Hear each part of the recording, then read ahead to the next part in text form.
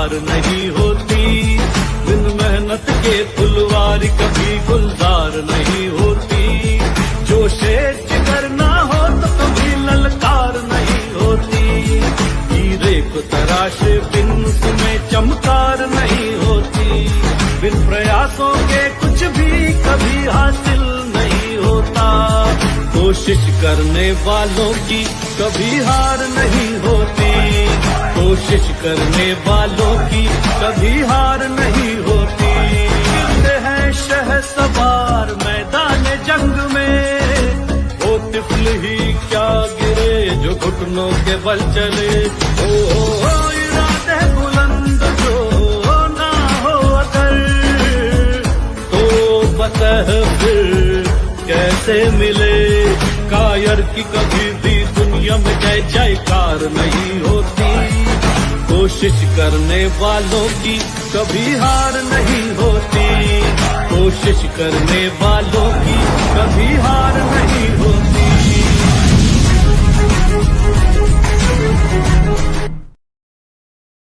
Hi everyone, good afternoon, नमस्ते, सत श्री अकाल, आदाब। Welcome to the RDD show. कोशिश करने वालों की कभी हार नहीं होती और सच में जो कोशिश करते हैं उनकी कभी हार नहीं होती। और दोस्तों, हमारे बीच आज एक ऐसी ही शख्सियत जुड़ने वाली है जिन्होंने अपनी मेहनत और जुनून से इंडस्ट्री में एक अलग पहचान बनाई है। एक ऐसी शख्सियत जो दिलों में राज करती है। जी हाँ दोस्तों, मैं बात कर रही हूँ इंडियन फिल्म एक्टर जेडी वेल्लू जी की। तो दोस्तों, मिलते हैं हमारे आज के गेस्ट से और जानते हैं उनकी इंस्पायरिंग जर्नी के बारे में। Hello, good afternoon sir. या गुड आफ्टरनून मैम। कैसे हो कैसे आप? आप? I am good. जी जी, और मैं भी अच्छी हूँ। And welcome to the RDD show. कोशिश करने वालों की कभी हार नहीं होती। और सर, सबसे पहले तो मैं जानना चाहूंगी कि आपके जीवन में भी कभी ऐसे पल आए होंगे जब आपने कोशिश की हो और हार नहीं मानी हो। ये तो मैम मेरे हिसाब से तो शुरू से लेकर के अंत तक सबके साथ यही रहता है कि ऐसे पल आते रहते हैं, लेकिन आदमी कभी हार नहीं मानता। तो मेरे साथ भी ऐसा ही रहा है। हर रोज ऐसा होता है कि ऐसे ऐसे पल आते हैं कि यार मैं ये कैसे करूं, लेकिन हार नहीं माननी, ये ठान रखा है। जी, कहीं न कहीं तभी आपने जो इतना काम किया है अपनी मेहनत और जुनून से इंडस्ट्री में एक अलग पहचान बनाई है, तो ये अपने आप में बहुत बड़ी बात है। और सर, मैं सबसे पहले तो आपको आपके बचपन की ओर ले जाना चाहूँगी। आपका बचपन कैसा रहा है और एक्टिंग के प्रति आपका रुझान, उसके बारे में मैं जानना चाहूँगी। जी मैम, मैं हरियाणा के एक छोटे से गांव से हूँ। और बचपन में तो क्या मतलब, उस टाइम पे हमारा दूर दूर तक न कोई जानकार था, न कोई रिलेटिव था। ऐसा कोई भी आदमी नहीं था जो हमारा पहचान का, जो इस लाइन से रिलेटेड हो, फिल्म लाइन से। तो बस मन में एक चीज सोच ली थी कि मुझे लाइफ में कुछ अलग करना है, और कुछ अलग करना, उसके साथ फिर ये भी सोच लिया था कि मुझे क्या करना है। तो बचपन में सोच लिया था कि मुझे एक्टर बनना है, और बस उसके लिए पहले स्टार्टिंग में तो वो एक जो शौक था, शौकिया तौर पर फिल्म देखना, फिर एक चकाचौंध हो गई, यार मुझे इनकी तरह बनना है। लेकिन फिर उसके बाद धीरे धीरे करके फिर मैंने सोचा कि यार अब तो इसको अपना प्रोफेशन बना लो, और प्रोफेशन बना बना के जुनून उसके ऊपर किया, और अब अपने काम को कंटिन्यू कर रहा हूँ। और सर, आपने आई थिंक मोर देन 150 जो वीडियो सॉन्ग भी किए, उसके बारे में भी जानना चाहेंगे। लेकिन इससे पहले सर, एज़ अ प्रोफेशनली जब आप एक्टिंग लाइन में आए, वो मोमेंट कैसा था आपके लिए? क्योंकि कहीं न कहीं जो हमारे पेरेंट्स हैं वो चाहते हैं कि मेरा बेटा डॉक्टर बने, तो कितना मुश्किल था ये सफ़र आपके लिए? जी मैम, ये तो देखो, बहुत ही, एक तो हम, सबसे बड़ी बात तो है कि हम हरियाणा से हैं, और यहाँ पे तो अलाउ ही नहीं होता कि कोई हमारा बच्चा फिल्म लाइन में जाए। अबे यार क्या कर रहे हो? बिल्कुल। नहीं नहीं नहीं बेटा, जी, इससे अच्छा तू चपरासी लग जाना कहीं पे, ऐसा काम मत करना, ये सोचते थे।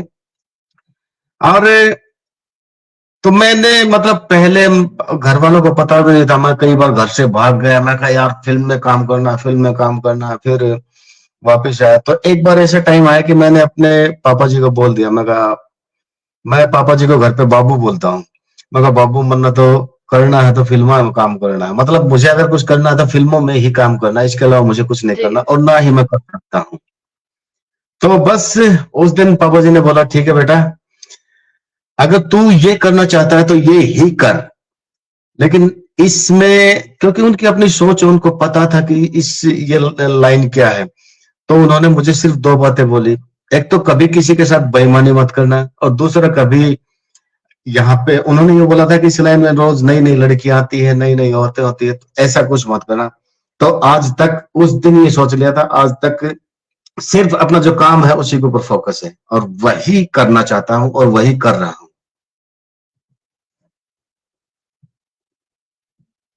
और सर आपने हिसार दूरदर्शन के लिए एक सीरियल किया था तमन्ना, उसके बारे में भी हम जानना चाहेंगे सर। जी, मैं ये बातें लगभग 2004 की। और उस टाइम पे सीरियल तो एक किया था मैंने तमन्ना, उसके साथ दो कुछ एक छोटी सी वो नाटिकाएं वगैरह वो होती थी, वो की थी हमने। एक सॉरी रॉन्ग नंबर और एक तलाक ढाबा। और 2004 में फिर हमने टीवी सीरियल किया तमन्ना, जिसमें मैंने एक किरदार निभाया था जिसका नाम था रुखसाना किन्नर। और वो अपनी तरफ से कोशिश की थी कि मैं उसको अच्छी तरह से निभाऊं। और ये पता मुझे उस दिन चला जब एक बार इसमें अप्रूव करने के लिए ऑडिशन हो रहे थे आर्टिस्ट के, तो मैंने भी ऑडिशन दिया। तो उसमें मैंने एक किन्नर टाइप का एक कैरेक्टर किया था।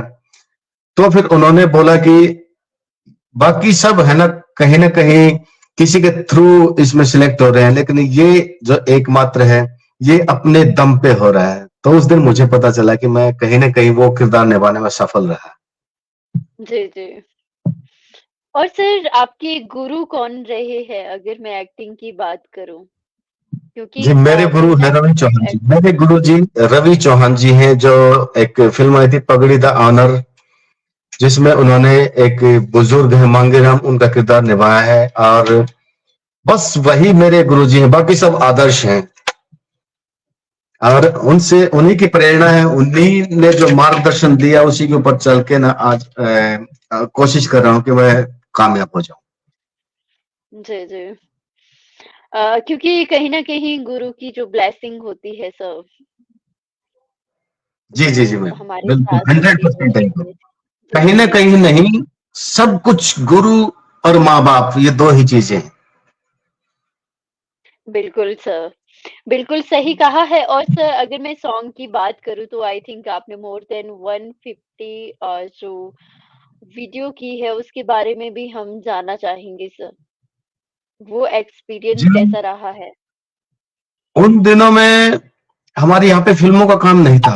पहले फिल्में बन जी, चुकी थी काफी लंबे काफी पुराने समय पहले की बात है, लगभग आज से 25-30 साल पहले फिल्में बनती थी। और उसके बाद फिल्में अचानक बंद हो गई। फिर एक दौर आया, हरियाणा में म्यूजिक का दौर आया। म्यूजिक में भी स्पेशल हमारे यहाँ के एक कलाकार है राम मेहर महिला, उन्होंने एकदम से हरियाणवी इंडस्ट्री को स्टार्टअप दिया। वो राइटर हैं बतौर, और उन्होंने स्टार्टअप दिया और कंटिन्यू उन्हीं के नाम से ही सॉन्ग चल रहे थे, एक राइटर के नाम पे। तो संयोग से वो बाद में मेरा दोस्त बन गया। दोस्त बना तो फिर हम साथ काम करते रहे, और उन्हीं के साथ उन्हीं के दम पे एक और दोस्त है ओमी ढिंगतानिया करके, ओमी डी। तो इन दोनों ने मुझे जी, मोटिवेट किया और एक बोले कि तू कुछ भी कर सकता है। और फिर साथ में हम काम करते रहे। फिर हमने सॉन्ग्स किए काफी सारे, काफी तकरीबन 20-25 तो ऐसे हैं जो सुपर डुपर हिट सॉन्ग रहे हैं हमारे, खासकर मेरे। उनके तो काफी सारे हैं, तो मेरे 20-25 सॉन्ग जी। ऐसे हैं जो सुपर डुपर हिट रहे हैं। और फिर उसके बाद थोड़ा सा फिल्मों का काम स्टार्ट हो गया, तो मैं थोड़ा सा लाइन चेंज कर दे, फिल्मों की तरफ चल पड़ा। तो उन्होंने बोला भाई तू रुक मत, तू कुछ भी कर सकता है। जी, जी, बिल्कुल सर। सॉन्ग के बारे में भी जानना चाहेंगे सर, लेकिन जो आपका नेम है सर,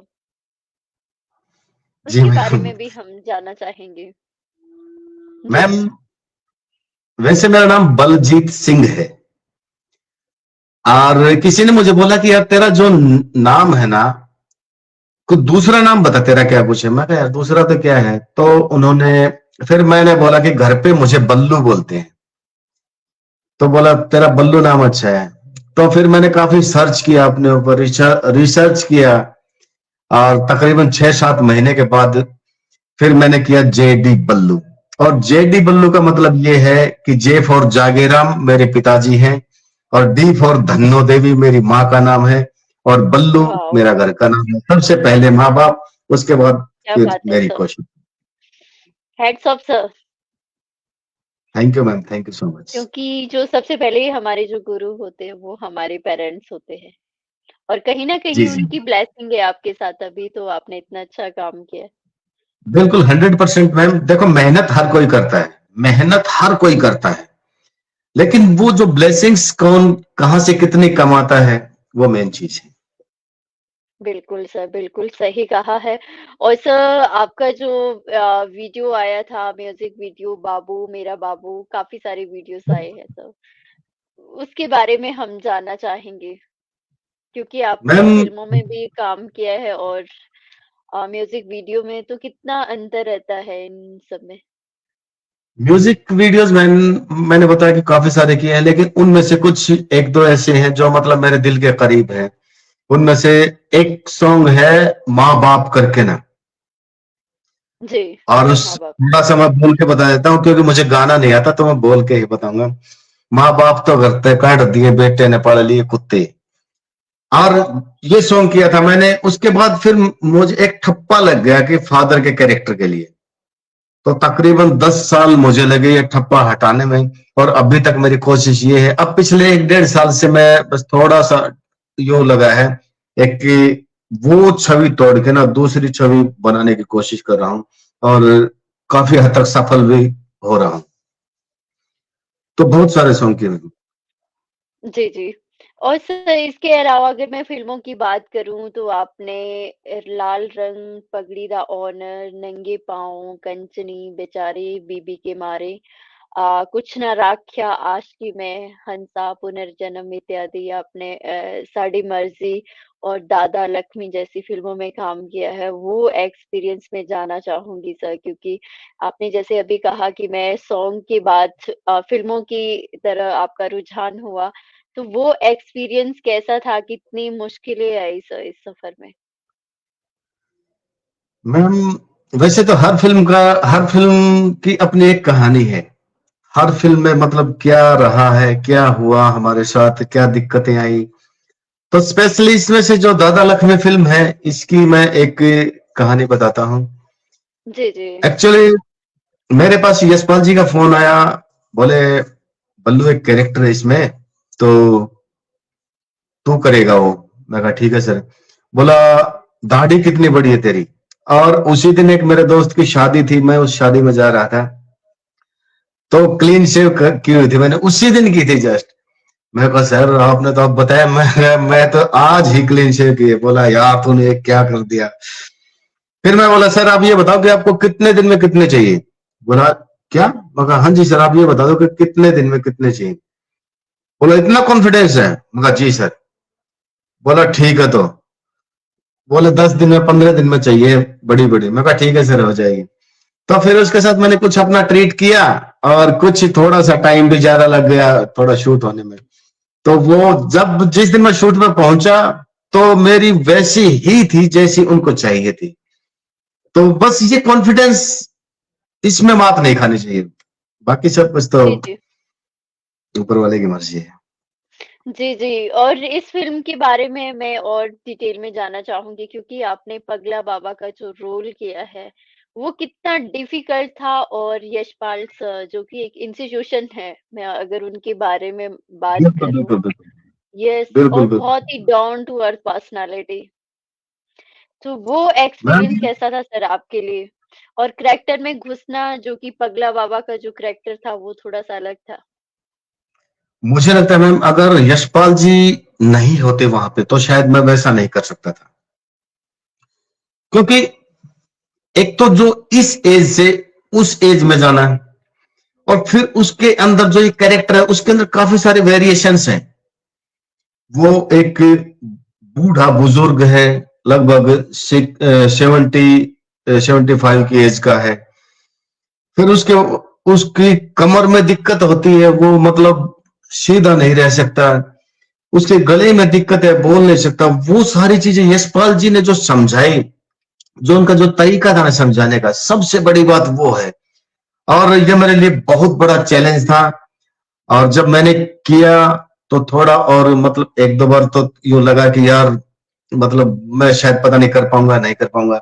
लेकिन फिर जब मैंने किया और यशपाल जी बताते रहे, मैं करता रहा, तो थोड़े से एक टाइम के बाद यूं हो गया था कि उन सब ने तालियां बजाई थी और यशपाल जी ने बोला था कि बल्लू बहुत बढ़िया, जो मैं चाह रहा था वो किया। तो वो मेरे लिए शायद मैंने किया, उससे बड़ी बात है कि मेरे सामने जो करवाने वाले थे वो। जी, जी, बिल्कुल, यशपाल सर के बारे में तो मैं क्या कहूँ, मतलब अ, वो तो जो आज की जनरेशन है स्पेशली, उनको सपोर्ट करती है। जी जी मैम। इतनी डाउन और टू अर्थ पर्सनैलिटी आई एक थी। एक बात और है उनकी, तो वो जितने बड़े जी, कलाकार हैं उससे भी कहीं बड़े इंसान हैं। बिल्कुल सर। वो उनको जहां पे यूं लगता है ना यार इसके अंदर ये चीज है और ये कुछ कर सकता है, और उस किसी के जी, पास सपोर्ट नहीं है, कोई कोई आदमी ऐसा नहीं है, तो वो उसके लिए सामने आके खड़ा होते हैं, वो यूं बोलते हैं कि तू कर, जी, मैं तेरे साथ हूं। जी, तो वो राइट चीज। सर। यस, और हम सभी के लिए एक इंस्पिरेशन है, अगर मैं सर की बात करूँ। जी जी जी मैम, बिल्कुल, इसमें तो कोई दो राय है ही नहीं। और जी, कई बार कई सारे लोग दूसरों के बारे में ये बोल देते हैं, शायद मैं भी उनमें से हूँ, किसी के बारे में नहीं यार वो बहुत अच्छे हैं, लेकिन यशपाल जी वो है जो एक तो दिमाग, दिल और एक आत्मा, ये आत्मा से बोलने वाली बात है। वो रियल में ही इतने मतलब ग्रेटफुल है, तो उनके लिए तो अब मतलब शब्द भी मेरे पास नहीं बन पा रहे हैं। जी, जी, सेम हियर सर। हाँ। मतलब वो हाँ, बहुत ही अच्छे हैं और और उन्हें उन्होंने ये मुझे भी बहुत सपोर्ट किया है। जी मैम, और ये मेरा सौभाग्य है कि मैं उनके साथ ही लगभग 8-10 फिल्में कर चुका हूँ। Oh wow sir! और सर तो फर्स्ट वो जो आपकी जी, तो वो मैं अच्छे आदमी यही मुझे बोल रही हर थी जगह पे आपकी मिलते हैं, तो मेरे लिए वो मतलब फिर यूं लगता है कि अब मैं कुछ भी कर सकता हूँ जहां पे जाता हूँ। जी, जी। जी, जी। क्योंकि बहुत ही पॉज़िटिव इंसान है और सच में पॉज़िटिव एनर्जी मिलती है उनसे। जी मैम, मैं थोड़ा सा एक बार पीछे जाऊंगा। जी, जी, प्लीज़। जब जब मैं स्कूल में पढ़ता था, अ, हरियाणा के भिवानी जिले में एक छोटा सा गांव है मेरा जिसका नाम है भुरटाना। भुरटाना। और यहाँ पे जब मैं स्कूल में पढ़ता था उस टाइम पे मेरे चाचा जी हैं, वो हेड टीचर थे यहाँ पे। और उन्होंने पहली बार मतलब उससे पहले कभी मैं स्टेज पर चढ़ा ही नहीं था, तो वो कोई स्किट वगैरह करवा रहे थे वहां पे। मेरी छोटी सी उम्र थी, तो मेरे बोले बल्लू एक रोल है, करेगा? मैं मतलब यूं भी था वो मेरे चाचा जी हैं, यूं भी था वो टीचर है, हमारे हेड टीचर है, तो दोनों दिक्कतें थी। मैं बोला, हाँ जी कर लूंगा। तो बोले ठीक है, तो मैंने हाँ भर दी। फिर उन्होंने रोल दिया मुझे मिस रोजी। मिस रोजी का रोल दिया, तो मैं मना भी नहीं कर सकता था, शर्म भी आ रही थी, पहली बार मैं एक लड़की का रोल प्ले कर रहा हूँ। और मैंने वो किया, लेकिन उस टाइम पर सभी लड़के जितने भी थे ना मेरे को ये बोलते हाय रोजी क्या हाल है, हाय रोजी, हाय रोजी। मैं कहा यार फंस गया। तो वो मतलब वो मेरा पहला जो मोमेंट था ना, और पहला ही मेरे लिए वो चुनौती वाला था, क्योंकि वो एक लड़की का कैरेक्टर करना, फिर पहली बार कर रहा हूँ और गांव के माहौल में। तो वो जो मेरे चाचा जी जो हमारे head teacher master Rajmal Kanwal, उन्होंने पहली बार मुझे उन्होंने धकेला, जा बेटा तुझे ये करना है। फिर उसके बाद गांव की रामलीला वगैरह वहां से निकल के ना, फिर आज मैं आपके साथ हूँ, ये जी। मेरा सौभाग्य। ओह! और हमें भी आपकी जो यात्रा है, जो अभिनय की यात्रा है, उसके बारे में जानने का मौका मिल रहा है। ये हमारे लिए भी बहुत ही सौभाग्य की बात है सर। और सर हमारे साथ ऑडियंस भी जुड़े हैं। उन सभी को मैं थैंक यू कहना चाहूँगी। सचिन बंगर जी हमारे साथ जुड़े हैं, अरे राम रजनी राम, खिलाड़ी जितने भी जी। भाई सबको राम राम, नमस्ते। जी, जी। Inder Lamba ji, thank you so much. Naresh Vats ji, बिल्कुल। Gulshan Grover ji, thank you so much. Everyone सभी को थैंक यू कहना चाहूँगी और सर आपकी एक फ़िल्म आई थी पुनर्जन्म, उसके बारे में भी हम जानना चाहेंगे। उसके बारे में मैम सबसे पहले तो आपने जो बोला था ना कि ऑडियंस जुड़ चुकी है, जो पहला नाम बोला था आपने सचिन बांगड़,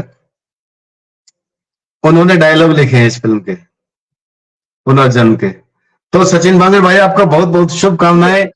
आज अपने फिल्म स्टेज के साथ साथ एक्सट्रीम एयरटेल के ऊपर भी नंबर 2 पे चल रही है, बहुत बहुत शुभकामनाएं आपको। तो ये मेरा सौभाग्य है मैम कि मैं इस फिल्म का हिस्सा बना, और इसके इसमें जो काम किया है वो भी हम हमारी, देखो हर एक की कोशिश ये रहती है कि मैं अपने काम को परिपूर्ण करूं, मैं अपने काम, जो भी काम है मैं उसको पूरी ईमानदारी से करूं। तो यही हमारी कोशिश थी। और ये चाहे एक फिल्म हो चाहे दूसरी हो, हर एक में चाहे वो बेशक कोई फ्लॉप रही हो किसी की भी, जो काम करने वाले हैं ना वो अपनी तरफ से पूरी ईमानदारी से काम करते हैं। तो ये बड़ी अच्छी फिल्म बनी, और बड़ा इसका जितना श्रेय जाता है कलम से लेकर के एडिटिंग तक सभी का जाता है, और बाकी तो जितनी ऑडियंस है वो हमारे लिए भगवान है। बिल्कुल सर। और सर आपने पंजाबी फ़िल्मों में भी काम किया है साडी मर्ज़ी और काफ़ी फ़िल्मों में अभी कुछ आने वाली भी है आपकी फ़िल्में। तो उसके जी जी बारे में मैम। भी हम जानना चाहेंगे सर।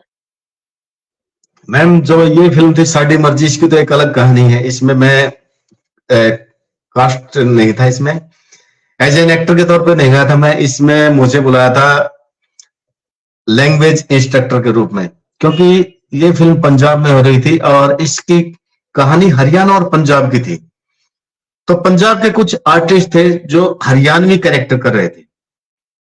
तो फिर किसी ने मुझे इस फिल्म में उनसे हरियाणवी बुलवाने के लिए मुझे बुलाया था।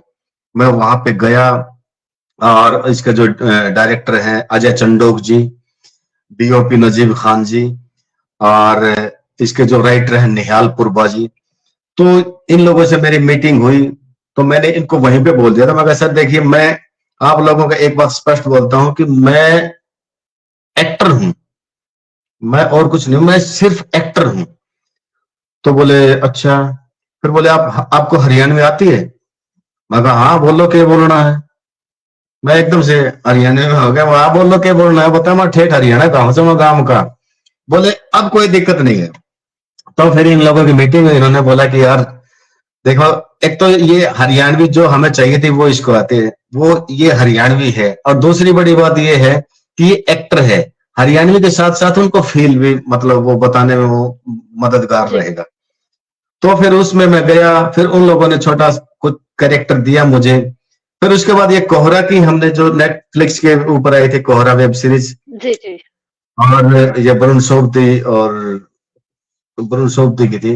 और अभी ये एमी वीर के साथ में कुड़ी हरियाणा वाली जो अभी की यशपाल जी हैं, एमी वीर के सोनम बाजवा है, और काफी सारे इसमें योगराज सिंह जी भी हैं। ये तो अभी जस्ट की है, तो ये आने वाली फिल्म है। तो बस ये ही कहानी है इसकी पंजाब की तो। जी, जी। Wish you all the best sir आपकी जो आने वाली फ़िल्मों के लिए। और सर वेब सीरीज़ की बात करूँ क्योंकि आजकल जो ओटीटी प्लेटफ़ॉर्म का प्रचलन चला है और कहीं न कहीं आपके हरियाणा में भी जो एक ऐप आई है जी मैम, जी स्टेज मैम। ग्रुप। जी, जी। उसपे भी मैम काफ़ी मैम फ़िल्में आ रही है। जी। इस ऐप के लिए मैं 2 शब्द स्पेशल बोलूंगा। ये ऐप अगर नहीं आती तो हमारे हरियाणा के आर्टिस्टों को कभी भी मौका नहीं मिलता, क्योंकि बेचारे कुछ लोग यहाँ पे, कुछ जो प्रोड्यूसर वो फिल्में बना रहे थे लेकिन उनको कोई प्लेटफॉर्म नहीं मिल पा रहा था। सिनेमा है, सिनेमा फिल्में रिलीज नहीं कर रहा था, बोला नहीं यार हरियाणवी फिल्म चलेगी नहीं। दूसरा कोई प्लेटफॉर्म था नहीं। तो जब ये स्टेज ऐप आई, इसने मौका दिया सबको, चाहे वो डायरेक्टर हो, चाहे राइटर हो, चाहे एक्टर हो, चाहे कोई कुछ भी हो, आओ जी। काम करो। उन्होंने पैसा भी दिया, काम भी दिया, मौका भी दिया। लेकिन देखो ये तो एक सच्चाई है कि जो स्टार्टिंग में आते हैं और यहाँ पे एक बोलियों के ऊपर काम करते हैं, उनके पास उतना बजट होता नहीं है वो, लेकिन फिर भी कुछ ना कुछ करके ना हमें आज वो मुकाम दिया है कि मुंबई में लोग बैठ के हमारे यहाँ की फिल्में देख रहे हैं, एक रीजनल फिल्में देख रहे हैं। तो जी, ये जी। बड़ी अच्छी बात है। तो इसके लिए thank you so much Stage app. जी, जी। यस और बहुत इसके ही ऊपर अच्छा मैं काम कर रहा है। यस। जी। और मैं इसके ऊपर तकरीबन 15-16 फिल्में तो कर चुका हूँ शायद स्टेज ऐप के ऊपर। तो ये मेरा वाओ! सौभाग्य है कि स्टेज ऐप ने या स्टेज ऐप के लोगों ने या इसके जो डायरेक्टर्स हैं, उन्होंने मुझे इतना मतलब काम दिया, इतना मौका दिया बार-बार। जी, जी, बिल्कुल सर। और सर वेब सीरीज़ की अगर मैं बात करूँ, आपने कोहरा, ग्रुप डी, सेफ हाउस, खूंगच, गौरव की स्वीटी, स्कैम, ढाक के लड्डू इत्यादि काफ़ी वेब सीरीज़ में आप काम कर चुके हो। तो मैं जानना चाहूँगी सबसे पहले तो ओटीटी प्लेटफ़ॉर्म के बारे में आपकी क्या राय है? और वेब सीरीज़ में आपका जो एक्सपीरियंस है उसके बारे में हम जानना चाहें। इनमें से जो आपने नाम बताए, इनमें से मोस्टली स्टेज ऐप की है। एक कोहरा अलग से है नेटफ्लिक्स की, और इसके अलावा एक वो थी चौपाल ऐप के ऊपर हमारी स्कैम। जी, जी, स्कैम। चौपाल ऐप के ऊपर जो चिराग भसीन है हमारे यहाँ से हिसार से, एक छोटी एज के हैं, एक मंझे हुए डायरेक्टर हैं, प्रोड्यूसर हैं, और एक अच्छे इंसान है। बच्चा है हमारे लिए तो, लेकिन बहुत अच्छा है हमारे लिए भी। तो वो उसका चौपाल ऐप के लिए की है। और बाकी चल रही है मैम, पता नहीं कौन सी कहाँ पे है। कुछ एक तो कुछ लोगों ने फ्रीलांसर की है भाई, जी, पता नहीं स्टेज पे देंगे, चौपाल पे देंगे, या एमएक्स प्लेयर पे, किस पे आएगी। और इसके अलावा एक और की है अभी मैंने, ये पाताल लोक सीजन 2। जी, जी। ओह! हाँ, ये भी जल्दी ही रिलीज होने वाली है। जी, जी। और सर मोस्टली आपने हर जॉनर में काम किया है, तो मैं जानना चाहूँगी आपके लिए जो चैलेंजिंग रोल रहा है, वो कौन-सा रहा है सर? जो आपको अभी मैम भी याद मेरे हो? लिए challenging role वो रहा है जिसमें मैं फंस जाऊं। बाकी सारे के सारे चैलेंजिंग तो मैम देखो, जब आदमी एक्ट करता है ना और वो कैरेक्टर के पास नहीं पहुंचता, तो वो खुद की कमियां रहती है। जब वो कैरेक्टर को पकड़ नहीं पाता ना, तो उसके लिए चैलेंज होता है। और जब कैरेक्टर एक बार समझ में आ गया ना, तो फिर सब चैलेंज, सब कुछ दूर चला जाता है, क्योंकि फिर जी। वो खुद नहीं रहता, फिर वो कैरेक्टर बन जाता है। ये मेरी अपनी सोच है, मुझे नहीं पता भाई, दर्शकों कोई कुछ बोल मत देना। नहीं, नहीं, बिल्कुल सही कहा है सर। और सोनू जी लिखते हैं, सत्य वचन कहा आपने, स्टेज ऐप ने काफ़ी कलाकारों के जीवन में प्रकाश का काम किया है। बिल्कुल सही, और मैंने भी स्टेज ऐप के बारे में बहुत सुना है सर, और बहुत ही अच्छा काम कर रहा है। क्योंकि कहीं न कहीं अगर हम बात करें न्यू जनरेशन की बात करें या एक्टर की बात करें, डायरेक्टर, राइटर, तो कहीं न कहीं स्टेज ऐप ने बहुत ही अच्छा काम किया है। जी मैम, बिल्कुल बिल्कुल, इसमें कोई दो राय नहीं। स्टेज जी, ऐप जी। ही वो है जो हर एक को काम दे रही है। कुछ को काम मिल गया, कुछ को काम मिलने वाला है। जी, जी, अब जी। भी और भी रहेंगे जो लोग यूं सोच रहे हैं ना कि यार हमारा नंबर नहीं आता, तो अब भाइयों चिंता मत करो, नेक्स्ट नंबर आप लोगों का है। बिल्कुल थोड़ा सर, सा बिल्कुल सब्र सही रखो। कहा। जी, जी, बिल्कुल सही कहा है सर। और हरियाणा जो इंडस्ट्री है वो बहुत ही अच्छा काम कर रही है सर, जी मैम जी। क्योंकि दादा लक्ष्मी के बाद काफ़ी सारी फ़िल्में आई। बिल्कुल मैम, देखो दादा लक्ष्मी ने एक अलग पहचान दिलाई है हरियाणा की जो जी, फिल्में हैं हिस्ट्री उनको। क्रिएट की है। जी, हाँ, क्योंकि मैं मुंबई आया था अभी लास्ट टाइम, जब पाताल लोक का शूट करने आया था, तो उस जी। टाइम पे यहाँ से डायरेक्टर है नव कुमार राजू जी। यस, तो वो जी। हमारे जानकार, मेरे भाई जैसे हैं, तो मैं उनके पास में गया था, उन्होंने काफी जिक्र किया, काफी देर बात जी, हुई। ये बहुत अच्छी फिल्म बनाई है भाई, और हम सब मिलके इस फिल्म को देखें। मतलब ये है कि इस फिल्म ने मुंबई में पहचान दिला दी। बिल्कुल सर। हाँ। जी, जी। बिल्कुल सर। और सर इसके अलावा अगर मैं आपकी हॉबीज़ की बात करूँ, तो वैसे तो आई थिंक आपको टाइम नहीं मिलता होगा एक्टिंग से, फिर भी जानना चाहूँगी और क्या-क्या हॉबीज़ है आपकी? मेरी हॉबीज में ऐसे है कि मैं जैसे गांव में छोटे बच्चे जो भी खेलते हैं ना, उनके बीच में घुस जाता हूँ। चाहे वो क्रिकेट खेले, चाहे वॉलीबॉल खेले, चाहे वो गिल्ली डंडा खेले, कुछ भी, आओ भाई मैं तुम्हारे जैसा ही हूँ। उनके बीच में घुसता हूँ, उनके साथ खेलता हूँ, कुछ भी हो। ओह! और मैं ग्रेट सर। मतलब मैं ये नहीं सोचता कि यार मैं इनसे एज में बड़ा हूँ, नहीं, कुछ नहीं है भाई। दिल तो बच्चा है जी, वही बात है। दिल तो बच्चा है जी, बिल्कुल सर, बिल्कुल सही कहा है और एन्जॉय करना चाहिए क्योंकि लाइफ बहुत ही बिल्कुल, छोटी है। जी, तो हर मोमेंट को एन्जॉय करो and thank you so much sir. और सर जाते-जाते क्या मैसेज देना चाहोगे आप हमारे ऑडियंस को स्पेशली जो एक्टिंग लाइन में आना चाहते हैं उन्हें सर? उनके लिए तो ये है दोस्तों, कभी भी हार मत मानना, क्योंकि जो मैम का जो ये इनका मेन स्लोगन भी ये है कि कोशिश करने वालों की कभी हार नहीं होती। बिल्कुल, जब मैं आज आप लोगों से रूबरू हुआ हूं, मैं एक छोटे से गांव का रहने वाला हूं, आज भी मेरे गांव में ही हूं, कहीं बाहर नहीं हूं मैं, ना दिल्ली हूं ना मुंबई हूं, कहीं पे भी नहीं हूं, मैं यहीं पे हूं। और जब मैं छोटे से गांव में रह के सरकारी स्कूल में पढ़ के आज जब मैं फिल्में कर रहा हूं, तो आप लोग भी एक्टिंग कर सकते हो, करोगे 100%। बस अपने काम को ईमानदारी से करना है, इसमें जी, 1% भी बेईमानी नहीं होना चाहिए। अपने काम में ईमानदारी से अपना काम करो और पूरी लगन से करो, रुकना नहीं, बस चलते जाना है, यही इससे बड़ा दूसरा कोई रास्ता नहीं है। जी, जी, बिल्कुल सही कहा है सर। और जो कोशिश करते हैं उनकी कभी हार नहीं होती and thank you so much sir, आपने अपना कीमती समय हमें थैंक यू मैम, दिया थैंक यू सो और मच। बहुत ही अच्छा लगा। जी, जी, मुझे भी बहुत सेम। ही अच्छा लगा sir. Thank you okay so okay, much sir, thank you. Thank you so much. Thank you so much sir, bye-bye. Thank you so much everyone और इसी तरह से देखते रहिए द आरडीडी शो, कोशिश करने वालों की कभी हार नहीं होती।